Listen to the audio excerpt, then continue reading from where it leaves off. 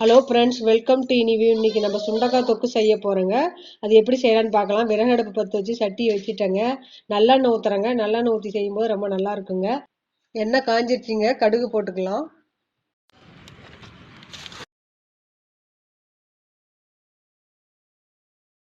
கால் spoon வெந்தயம் போட்டுக்கலாம்.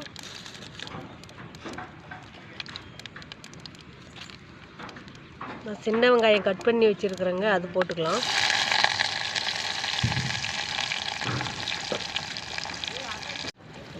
கண்ணாடி பதம் வர வரையிலும் வதக்கிக்கலாங்க.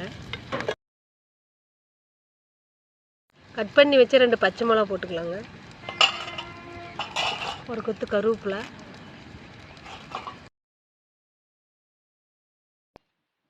கட் பண்ணி வச்ச ஒரு தக்காளி பழம் போட்டுக்கலாங்க. நம்ம தக்காளி பழம் தேவைன்னா போட்டுக்கலாம், எல்லாமே செய்யலாங்க, நல்லா இருக்கும்.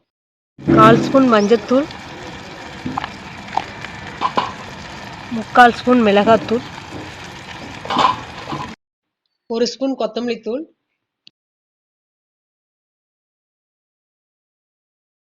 தேவையான அளவு கல்லுப்பு போட்டுக்கலாங்க. சுண்டைக்காயை கொட்டிக்கலாங்க. 2 நிமிஷம் அப்படியே எண்ணெயிலேயே வதக்கி விட்டுறலாங்க, வேகட்டும்.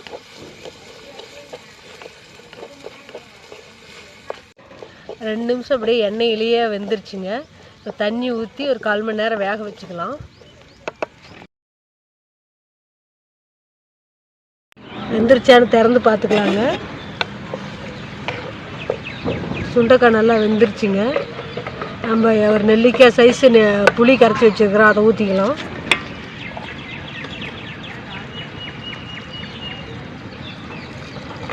புளி தண்ணியை ஊற்றிக்கலாங்க. புளி தண்ணியில் ஒரு 5 நிமிஷம் வேக வச்சுக்கலாங்க. தட்டு போட்டு மூடி வேக வச்சுக்கலாங்க. புளி தண்ணி ஊற்றுனது கெட்டியாயிடுச்சான்னு பார்க்கலாங்க. பாருங்க, தொக்கு நல்லா கெட்டியாகி வந்துருக்குதுங்க. இப்போ கொஞ்சம் சாம்பார் தூள் போட்டுக்கலாங்க. ஒரு 3/4 ஸ்பூன் சாம்பார் தூள்,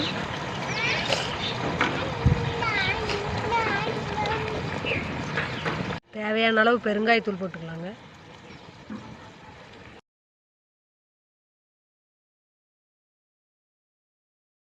தொக்கு நல்லா கெட்டியாகி வந்துருச்சுங்க. வெல்லம் கொஞ்சம் போட்டுக்கலாங்க. இது புளிப்பு காரத்துக்கு சமமாக எடுத்து கொடுக்கும். கொஞ்சமாக நல்லெண்ணெய் ஊற்றி இறக்கிக்கலாங்க. பாருங்கள், சூப்பராக எண்ணெய் பிரிஞ்சு வந்து சுண்டைக்காய் தொக்கு சூப்பராக ரெடியாகிடுச்சுங்க. உங்களுக்கு பிடிச்சிருந்தா லைக் பண்ணுங்கள், ஷேர் பண்ணுங்கள், சப்ஸ்கிரைப் பண்ணுங்கள். தேங்க்யூ.